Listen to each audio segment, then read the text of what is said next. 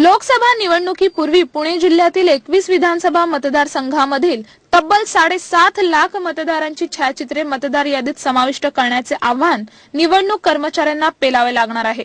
जिल्ह्यातील किमान 92% मतदारांची छायाचित्रे यादीत असली पाहिजेत, अशी सूचना निवडणूक आयोगाने केल्याने कर्मचाऱ्यांना मोठी कसरत करावी लागणार आहे। जिल्ह्यात 63,73,000 मतदार आहेत।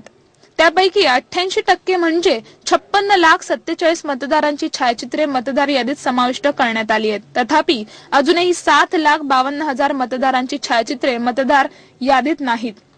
लोकसभा निवडणुकीच्या संदर्भात निवडणूक आयोगाने नुकत्याच घेतलेल्या व्हिडिओ कॉन्फरन्सिंगमध्ये मतदार याद्यांचा आढावा घेतला। तसेच मतदारांची ओळखपत्रे, मतदार यादीतील छायाचित्रे, मतदान केंद्रे, त्यांची स्थिती याचीही माहिती आयोगाने घेतली।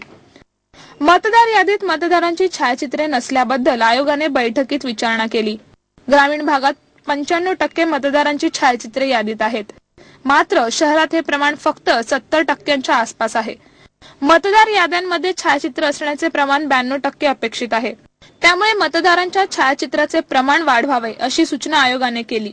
तसेच यासाठी संबंधितांची छायाचित्रे जमा करण्याची मोहीम राबवण्यात यावी असेही आयोगाकडून स्पष्ट करण्यात आले। दरम्यान शहर आणि ग्रामीण भागातील 21 विधानसभा मतदारसंघांमध्ये मतदार हेल्पलाईन सुरू करण्यात आली आहे। या सेंटरमध्ये मतदार यादीशी संबंधित माहिती देतानाच मतदारांची छायाचित्रे गोळा करण्यात येणार आहेत। त्यामुळे यादीत छायाचित्र नसलेल्या मतदारांनी आपले छायाचित्र हेल्पलाईन सेंटरमध्ये जमा करावीत।